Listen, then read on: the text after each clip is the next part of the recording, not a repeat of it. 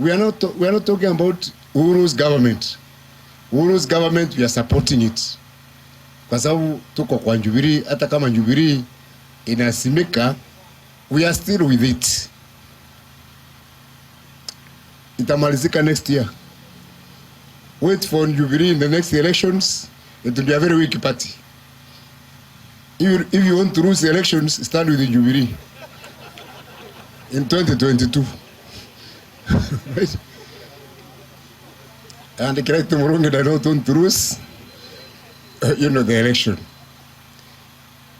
Moto and Jubilee inakufa.